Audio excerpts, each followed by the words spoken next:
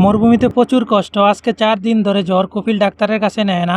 কোনো ঔষধও নেই। মরুভূমিতে অসুস্থ হলে ডাক্তার এবং ওষুধ ছাড়াই থাকতে হয়। জ্বর হওয়ার প্রথম দিন কপিলকে বলার পর সে বলেছে গাড়ি পাঠাবে ডাক্তারের কাছে নিয়ে যাওয়ার জন্য, কিন্তু সে চলে যায় নেটওয়ার্কের বাইরে।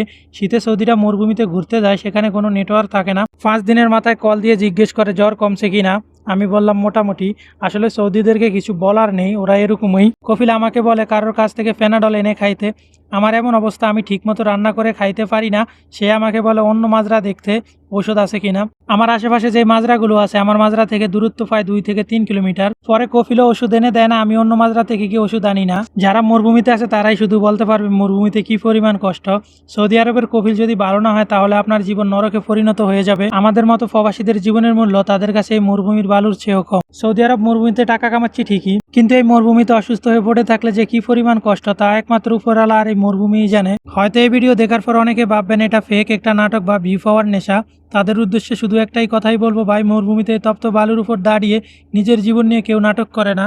আমি এখানে সস্তা জনপ্রিয়তা পেতে আসিনি, আমি এসেছি প্রবাসের এই রূপ দেখাতে, যেটা পাসপোর্টের পাতায় লেখা থাকে না। বিশ্বাস করা বা না করা আপনার ব্যক্তিগত ব্যাপার, কিন্তু এই ভিডিওটা বানোয়াট নয়। এটা এক নিঃসঙ্গ প্রবাসীর বুক ফাটার দীর্ঘশ্বাস। অন্তত আমার মতো যারা প্রবাসে আছেন তারা ঠিকই বুঝছেন এই কষ্টের গভীরতা কতটুকু। ৬ দিন পর আমি এমনিতেই সুস্থ হয়ে যাই, শুধুমাত্র মাথায় পানি দিয়ে।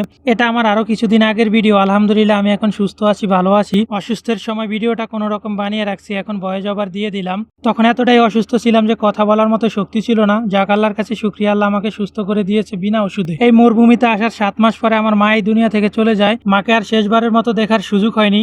আপনারা যারা ব্যাড কমেন্ট করেন প্লিজ ভিডিওটা স্কিপ করেন। যারা আমার ভিডিও দেখে ব্যাড কমেন্ট করেন তাদের জন্য আমি ভিডিও বানাইনি। আমি চাই না যে আমার জন্য আমার মা কথা শুনুক। প্লিজ কেউ বাবা মা তুলে গালি দিবেন না।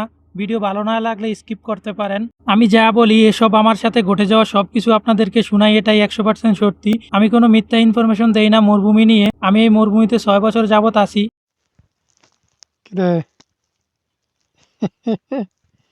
মোবাইল চাবি, মোবাইল চাওয়ানোর লেগে আয় পড়ছে।